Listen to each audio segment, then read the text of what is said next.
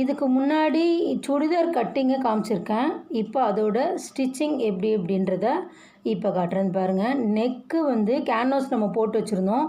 அந்த நெக்கை அந்த அதாவது கோடு தெரிகிற பகுதியை துணி மேலே வச்சு அதோட எட்ஜில் இதே மாதிரி ஸ்டிச் போட்டுக்கோங்க. போட்டுட்டு அந்த எக்ஸஸாக இருக்கிற மெட்டீரியலை கட் பண்ணி எடுத்துருங்க. இந்த மாதிரி கட் பண்ணிவிடுங்க.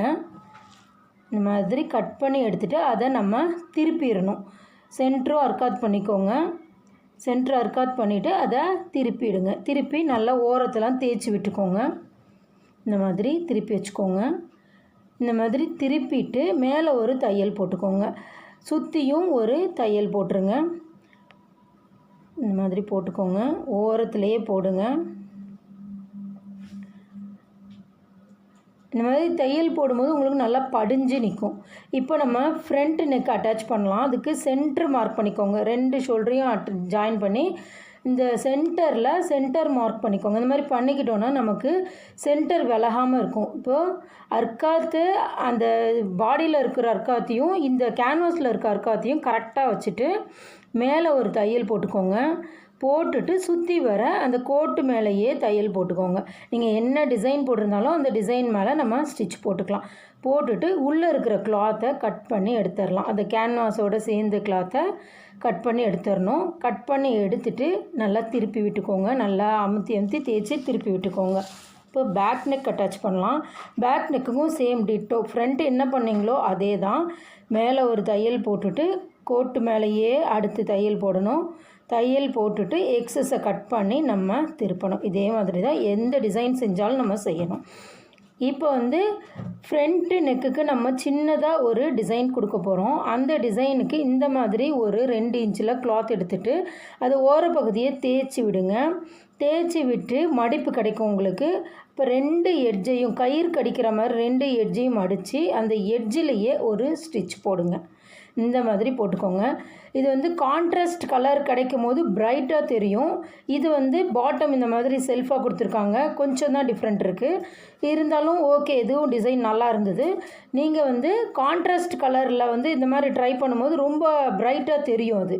இப்போ பாருங்கள், இந்த மாதிரி கட் பண்ணிட்டு ஒரு 1.5 இன்ச்சு 1.25 இன்ச் அளவுக்கு இதை கட் பண்ணி எடுத்துக்கோங்க.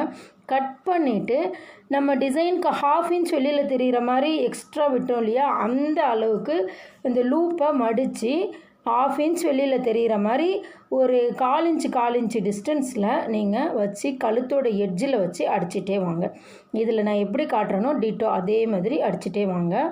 நெக்கு ஃபுல்லாக நம்ம அடித்து முடிச்சுக்கலாம். பாருங்கள், இந்த அளவுக்கு அடிச்சுக்கிட்டே வாங்க.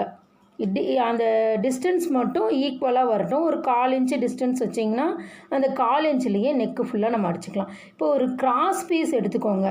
நம்ம கழுத்துக்கெலாம் கிராஸ் கொடுப்போம் இல்லையா, அந்த மாதிரி கிராஸ் பீஸ் எடுத்துக்கிட்டு அதை வந்து லூப் மாதிரி அடித்து திருப்பிக்கோங்க. அந்த லூப்பை ஒரு ஊசி நூலில் கோர்த்துட்டு அந்த பைப்பிங் மாதிரி லூப் கொடுத்துருக்கோம் இல்லையா, அந்த லூப் வழியாக விட்டு எடுக்கணும். ஊசி வழியாக கொடுத்து எடுத்துக்கிட்டே வந்துட்டு இழுத்திங்கன்னா இப்போ பாருங்கள், இழுத்தா உங்களுக்கு தெரியும் அது எப்படி உள்ளேருந்து வருது அப்படின்னு சொல்லிட்டு. இப்போ பாருங்கள், ஊசி வழியாக இப்படி போட்டு எடுத்துகிட்டு இழுத்திங்கன்னா பாருங்கள், கீழே அதுக்காகவே நான் ஒயிட் பேப்பர் வச்சுருக்கேன் உங்களுக்கு பிரைட்டாக தெரியறதுக்காக. இப்போ பாருங்கள், இப்போ இழுக்கும் போது ஃபுல்லாக உள் வழியாக வெளியில் தெரியும். இப்போ இதுக்கும் நம்ம கான்ட்ராஸ்ட் கலர் கொடுக்கலாம், நல்லாவே தெரியும். இப்போ பேக்கு ஷோல்டர் அட்டாச் பண்ணிடலாம். பேக்கும் ஃப்ரண்ட்டையும் அட்டாச் பண்ணும்போது அந்த பிசுரை வந்து பேக் பிசுரை ஃப்ரண்ட்டு பக்கத்தில் திருப்பும் போது கழுத்தில் கவர் ஆகும். அந்த ஷோல்டரில் தெரியக்கூடிய பிசுறு வந்து கவர் ஆகும். இந்த மாதிரி நீங்கள் தைக்கும் போது சாதாரணமாக தைச்சிங்கன்னா பிசுறு ஷோல்டர்கிட்ட நமக்கு வெளியில் தெரியும். இதில் தெரியாது. நமக்கு பாருங்கள், தெரியாது இது. இப்போது நம்ம கையை அட்டாச் பண்ணிக்கலாம். கை அட்டாச் பண்ணுறதுக்கு உள்வளையும் பார்த்து கவனமாக நம்ம செய்யணும். ஈக்குவலாகவும் அடிக்கணும். நம்ம வந்து கையை ஒரு பகுதியில் கம்மியாகவும் ஒரு பகுதியில் ஜாஸ்தியாகவும் வர்ற மாதிரி நம்ம தைக்கக்கூடாது. அதை கொஞ்சம் கவனமாக கவனிச்சுக்கோங்க. கொஞ்சம் ஸ்லோவாகவே அடிங்க, அப்போ உங்களுக்கு கரெக்டாக வரும். இந்த மாதிரி எக்ஸஸ் எதுவுமே வெளியில் தெரியாமல் நீங்கள் அடிக்கணும். அடிச்சுட்டு நீங்கள் சைடு அட்டாச் பண்ணும்போது நீங்கள் மார்க் பண்ணி வச்சுருக்கீங்க இல்லையா, அந்த அளவுலேயே நீங்கள் மார்க் பண்ணுங்கள். இப்போ பாருங்கள், கையை அட்டாச் பண்ணுறது மெயினாக நம்ம பர்ஃபெக்டாக பண்ணணும். அது சரியாக வரலன்னா நமக்கு வந்து கை பகுதியில் மேல் பகுதியில் தூக்கிட்டு நிற்கிற மாதிரிலாம் தெரியும். சரியாக அட்டாச் பண்ணலன்னா அப் அண்ட் டவுன் வரும். இப்போ இந்த மாதிரி நம்ம கரெக்டாக செய்யும்போது அப் அண்ட் டவுன் வராது. இப்போ கை சுற்றளவு கீழே கரெக்டாக மார்க் பண்ணிவிட்டு கோடு போட்டுக்கோங்க. அந்த கோட்டு மேலேயே நீங்கள் அடிச்சிட்டு வந்துடலாம். இப்போ சைடுக்கும் நம்ம போட்டு வச்சுருக்கோம் இல்லையா அளவு, அந்த அளவு மேலேயே நீங்கள் அடித்து 3/4 இன்ச்சுக்குள்ளே அந்த ஓப்பன் கிட்ட நிறுத்தணும்.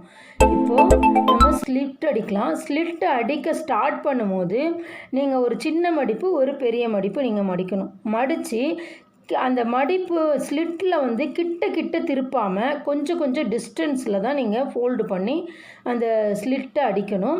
இவ்வளோ டிஸ்டன்ஸில் நீங்கள் அடிங்க.